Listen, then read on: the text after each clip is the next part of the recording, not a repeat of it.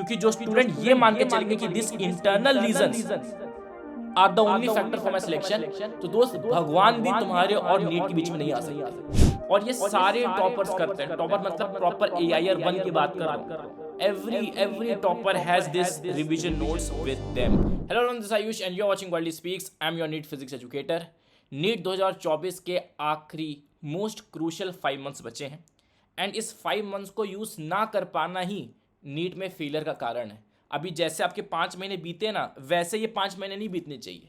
ये 5 मंथ्स ज़्यादा सीरियसनेस के साथ, ज़्यादा एफिशिएंसी के साथ और खूब सारी मेहनत के साथ बीतने चाहिए, तभी आप एक बहुत अच्छी रैंक हासिल कर सकते हो। एंड इस वीडियो में हम टाइम टेबल के बारे में बात करेंगे फॉर एनी स्टूडेंट, चाहे आप ऑनलाइन स्टूडेंट हो, चाहे ऑफलाइन हो, चाहे आप कोई कोचिंग नहीं करते हो, चाहे आप पार्शियल ड्रॉपर हो। ये सभी स्टूडेंट्स के लिए वीडियो वैलिड है because this is the time table for your self study. मुझे मतलब नहीं है तुम कौन से लेक्चर्स देख रहे हो, किसके लेक्चर्स देख रहे हो, और टू बी वेरी ऑनेस्ट अब इन 5 महीने में डिपेंड नहीं करता कि तुम कितने लेक्चर्स देख रहे हो, तुम कौन से टीचर के लेक्चर देख रहे हो। डिपेंड ये करता है कौन स्टूडेंट रिवीजन करेगा, कौन स्टूडेंट कितने क्वेश्चन प्रैक्टिस करेगा, कौन स्टूडेंट मॉक टेस्ट देगा।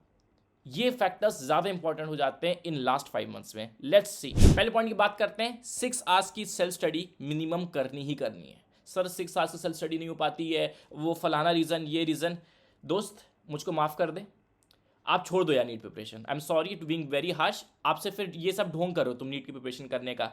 सीटें हैं नीट के लिए, नीट एस्पिरेंट्स के लिए सीटें हैं, बट इतनी भी ज़्यादा सीटें नहीं है कि तुम थोड़ा मोड़ा पढ़ लोगे तुम डॉक्टर बन जाओगे। आई एम सॉरी दोस्त, तुम पढ़ सकते हो 6 घंटा तभी पढ़ो। अगर तुम्हें ये रीज़न है वो रीज़न और 6 घंटे नहीं पढ़ाई हो पा रही है, भाई तुम्हारा नहीं होगा सिलेक्शन, तो छोड़ कुछ और कर, लाइफ में अच्छी चीज़ ढूंढ तो खुश रहेगा। नेक्स्ट पॉइंट है सेल्फ स्टडी। आप दिन में 2 ही सब्जेक्ट के करिए। मैं जानता हूँ मेजॉरिटी स्टूडेंट्स इंक्लूडिंग मी, मैं एक ही दिन में तीनों सब्जेक्ट्स नहीं पढ़ पाता था, मतलब 3 सब्जेक्ट्स की सेल्फ स्टडी नहीं कर पाता था। तुम कर सकते हो भाई, बहुत बढ़िया। नहीं तो आइडियल एक एवरेज स्टूडेंट के लिए, हमारे स्टूडेंट के लिए हम 2 ही सब्जेक्ट्स पढ़ेंगे, 2 सब्जेक्ट्स की सेल्फ स्टडी करेंगे। 2.5 घंटा एक सब्जेक्ट को दीजिए, एक लंबा ब्रेक लीजिए, फिर 2.5 घंटा दूसरे सब्जेक्ट को पढ़िए। जनरली मैं मान के चल रहा हूँ कि आपकी सुबह और दोपहर में, मॉर्निंग एंड आफ्टरनून में क्लासेस हो जाती हैं, तो एक इवनिंग स्लॉट लीजिए, उसमें एक सब्जेक्ट पढ़िए, फिर एक बढ़िया सा अच्छा ब्रेक लीजिए। जनरली मैं इसको डिनर ब्रेक ही बोलता हूँ कि एक आराम से आप ब्रेक लो 1 घंटे का, जिसमें आप डिनर खा लो, पी लो, थोड़ा टीवी देख लो, कुछ भी कर लो। उसके बाद सेकंड स्लॉट में आ जाइए, दैट इज नाइट स्लॉट, जहाँ पे आप दूसरा सब्जेक्ट कवर करिए। मैं जानता हूँ आप 2.5 घंटे टिक के नहीं पढ़ सकते, मुझे अच्छे से पता है, मैं भी नहीं पढ़ सकता। तो थोड़ा सा मैं सेल्फ स्टडी के रूल्स बताता हूँ। पहला, दोस्त मोबाइल को करना स्विच ऑफ। जब भी पढ़ाई करनी है मोबाइल स्विच ऑफ कर लो। 2 काम करो, या तो तुम मोबाइल चलाओ पेल के, या फिर तुम पढ़ाई करो।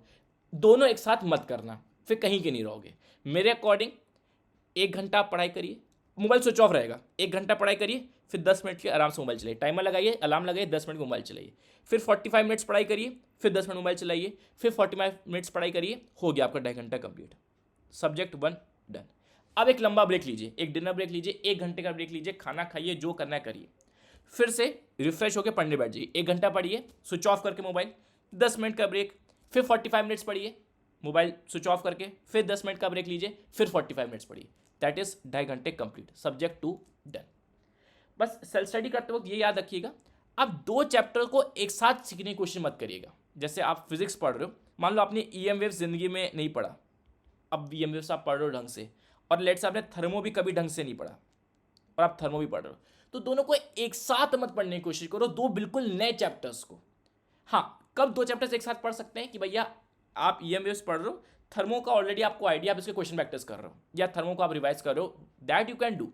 बट कंप्लीटली 2 नए चैप्टर्स को जिसका हमें कोई आइडिया नहीं, उनको एक साथ पढ़ोगे फिर कंफ्यूजन हो जाएगा। इस चीज़ को ध्यान रखना, वरना टाइम वेस्ट हो जाता है स्टूडेंट का। फिर नेक्स्ट पॉइंट है कि क्वेश्चंस को मार्क करते रहिए वाइल स्टडिंग। अभी क्योंकि अलग अलग टाइप के स्टूडेंट्स ये वीडियो देख रहे हैं, कोई मॉड्यूल लगाता है, कोई बुक लगाता है, तो मैं कमेंट नहीं करूँगा कहाँ से क्वेश्चन प्रैक्टिस करनी है, बट बेटा तू जहाँ से क्वेश्चन प्रैक्टिस कर रहा है, क्वेश्चंस को स्टार मार्क करना सीखो। स्टार मार्क करना कितना आसान होता है भाई, जो क्वेश्चन पहली बार में नहीं बना, कुछ गलती कर दी, उसको सिंपल टिक मार दो एंड आगे बढ़ जाओ, क्योंकि बाद में दोबारा इन क्वेश्चंस पे आना है और इन टिक मार्क क्वेश्चंस को दोबारा करना है। It's very important. आप ये मत करना कि 5 महीने आज लेट से स्टार्ट के प्रिपरेशन करता, 5 महीने में नए नए नए नए नए क्वेश्चंस करते जा रहे हो, पीछे मुड़ के देख ही नहीं रहे हो क्या कौन से क्वेश्चन में गलती करी थी, कौन से क्वेश्चन में फंसे थे। ये गलती मत करना कि 5 महीने तक बस नए नए क्वेश्चन करते चले जा रहे हैं। पीछे मुड़ के देखना पड़ेगा क्या गलती करी थी, कहाँ फंसे थे, क्या केयरलेसनेस मिस्टेक करी थी। जो क्वेश्चन पहली बार में नहीं बना, सीधा टिक मार के आगे बढ़ जाओ। फिर नेक्स्ट टाइम जब दोबारा रिवीजन का टाइम आएगा उन्हीं टिक मार्क क्वेश्चंस को ही करना होगा। यहाँ पे पर्सनलाइजेशन आएगा तुम्हारा। नेक्स्ट है, जैसे 5 घंटे हो गए, यहाँ पे 5 घंटे की सेल्फ स्टडी हो गई। अब सेल्फ स्टडी का आखिरी 1 घंटा रिवीजन नोट्स या फिर शॉर्ट नोट्स में जाना चाहिए। आज से ये स्टार्ट कर दीजिए दोस्त।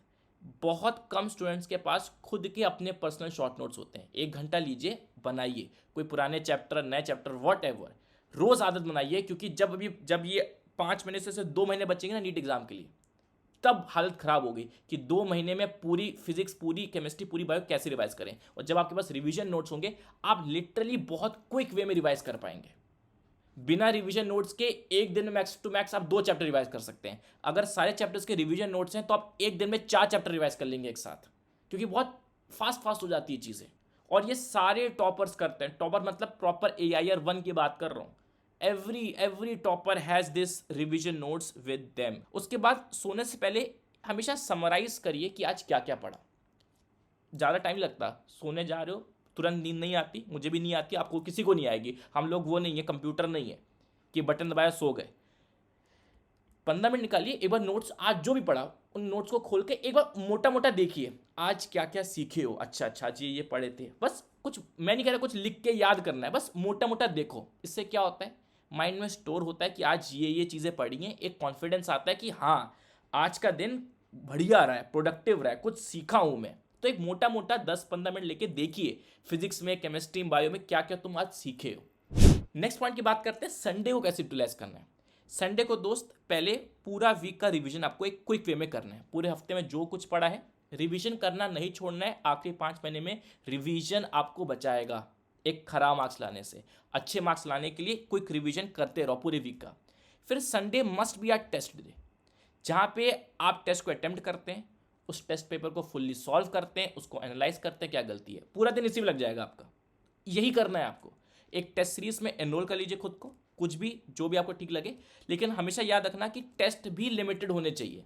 ऐसा नहीं कि 5 महीने में ये टेस्ट सीरीज इतने टेस्ट बटो के रख लिए, सारे तो दे भी नहीं पाए, और जिनको दिया उन्हें दोबारा पलट के देख भी नहीं पाए, दोबारा रीअटेम्प्ट भी नहीं कर पाए। लिमिटेड सेट ऑफ पेपर्स रखिएगा। और आप ये मत सोचिए कि मेरे पास अभी बहुत टाइम है। भाई 5 महीने का अगर मैं मोटा मोटा मतलब बोलूँ ना, आपके पास 22 हफ्ते हैं नीट के लिए। हाँ 22 हफ्ते बाद आपका नीट 2024 का एग्ज़ाम है यार, बहुत टाइम भी नहीं है। अगर आपके पास टेस्ट सीरीज नहीं है, मेरी रिकमेंडेशन है आप हमारी टेस्ट सीरीज ले सकते हो, प्रयास टेस्ट सीरीज। इसमें आपको 15 मॉक टेस्ट मिलेंगे। बहुत ज़्यादा नहीं है, बहुत कम नहीं है। 4 पार्ट टेस्ट, 11 फुल लेंथ। और इन मॉक टेस्ट को जो आप अटेम्प्ट करेंगे तो सिर्फ अटेम्प्ट करके छोड़ नहीं देना है। अटेम्प्ट करिए, फुल्ली सॉल्व करिए, एनालाइज करिए सब कुछ। और हम ये जो हमारा टेस्ट सीरीज है ये कंप्लीटली NMC सिलेबस बेस्ड है। कोई भी एक्स्ट्रा क्वेश्चन इधर उधर का नहीं मिलेगा, पूरा NCERT बेस्ड है। और आपको मैं लाइव वीडियो सोल्यूशन दूंगा, चाहे फिजिक्स, चाहे केमिस्ट्री, चाहे बायो। हम लाइव आके डिस्कशन करेंगे, उसके रिकॉर्डिंग्स आपको मिल जाएगा। इससे क्या होगा, पेपर को फुल्ली सॉल्व करना तुम सीखोगे तो। और क्योंकि ये 15 मॉक टेस्ट है, तो एक बार जब आप फुल्ली अटेम्प्ट कर लेते हैं, बाद में 1 महीने 2 महीने बाद दोबारा इस मॉक टेस्ट को दीजिएगा। वेरी इंपॉर्टेंट, क्योंकि अभी तो ये 15 मॉक टेस्ट आपके पास है, प्लस कुछ मॉक टेस्ट मैं आपको और दूंगा। कौन से मॉक टेस्ट हो गए, जैसे आपने NTA ने जो बनाया आपने अटेम्प्ट नहीं किया, जैसे मणिपुर का हो गया जो 2023 में हुआ था, है ना। एक बार री एग्जाम हुआ था 2022 में। तो कुछ ऐसे NTA ने पेपर्स बनाए हैं जो आपने कहीं ना कहीं अटेम्प्ट नहीं करें। तो पहले तो 15 मॉक टेस्ट आपके पास यही हो गए, और 4-5 मॉक टेस्ट आपके अभी ये भी हैं जो NTA ने बनाया, आपने अटेम्प्ट नहीं किए, उसको भी मैं डाल दूंगा प्रयास में। तो टोटल मोटा मोटा 20 मॉक टेस्ट आपके पास हो जाएंगे। 20 मॉक टेस्ट अगर ढंग से एनालाइज्ड हैं, फुल्ली सॉल्व्ड हैं, और बीच बीच में दोबारा अटेम्प्ट किए गए हैं, it's more than enough. Last point और सबसे ज़्यादा इंपॉर्टेंट पॉइंट, आखिरी 5 महीने में माइंडसेट क्या रखना है। मेरा आपसे एक सवाल है, आपका सिलेक्शन किस पे डिपेंड करता है बताना, एक्सटर्नल फैक्टर्स कि इंटरनल फैक्टर्स की दोनों। आंसर इस दोनों पे डिपेंड करता है। कितने नीट एस्पिरेंट्स एग्जाम देंगे, पेपर लेवल क्या होगा, क्वेश्चन पैटर्न कैसे होंगे, गवर्नमेंट सीट्स बढ़ी नहीं बढ़ी, कट ऑफ क्या रहेगा, डेफिनेटली डिपेंड करेगा इस चीज़ पे आपका सिलेक्शन होने वाला है कि नहीं, डॉक्टर बनोगे नहीं बनोगे, इस चीज़ पे डिपेंड करेगा। सवाल ये है कि आप कन्विंस्ड किस पे हो, कि आपको लगता है कि यही फैक्टर्स हैं जो मेरा सिलेक्शन डिटरमाइन करेंगे। तो दोस्त तुम पागल हो जाओगे, क्योंकि इनमें से एक भी फैक्टर में आपका कोई कंट्रोल नहीं है। गवर्नमेंट सीट्स बढ़ाएगी नहीं बढ़ाएगी, कितने लोग देंगे नहीं देंगे, कोई कंट्रोल नहीं है। तो आप हमेशा एंग्जियस रहोगे, अजीब लगता रहेगा, हमेशा अनसर्टेनिटी रहेगी, होगा सिलेक्शन नहीं होगा। लेकिन अगर आप कन्विंस होते हो, आप ये भरोसा करते हो, आप ये मानते हो कि मेरा सिलेक्शन इन इंटरनल फैक्टर से डिपेंड करेगा, मैं कितना सेल्फ स्टडी कर पाता हूं, मैं कितना क्वेश्चन प्रैक्टिस कर सकता हूं, मैं रिवीजन करता हूं कि नहीं करता हूं, मैं मॉक टेस्ट देता हूं कि नहीं देखता हूं, मैं अपने डिस्ट्रैक्शन या नेगेटिविटी से फाइट कर सकता हूं कि नहीं कर सकता हूं। डिपेंड आपका सिलेक्शन दोनों पे करेगा। आप किस में कन्विंस्ड हो, वही पूरा माइंडसेट बदल के रख देगा, वही आपका रिजल्ट बदल के रख देगा। क्योंकि जो स्टूडेंट ये मान के चलेंगे कि this internal reasons are the only factor for my selection, तो दोस्त भगवान भी तुम्हारे और नीट के बीच में नहीं आ सकते। किस्मत एक्सटर्नल फैक्टर्स में तुम्हारे खिलाफ हो सकती है, नीट असेसमेंट ज्यादा हो गया, पेपर टफ आ गया, क्वेश्चन पैटर्न अजीब आ गया, सीट्स नहीं बढ़ी, कट ऑफ बढ़ गया, किस्मत यहां खराब हो सकती है। बट जब इंटरनल फैक्टर्स की बात आएगी, किस्मत छोड़ो, भगवान भी तुम्हारे बीच में नहीं आ सकता, क्योंकि कंप्लीटली तुम पे डिपेंड करता है। तुम कितना पढ़ते हो, तुम कितनी क्वेश्चन प्रैक्टिस करते हो, तुम कितना पुश करते हो, कितने मॉक टेस्ट देते हो।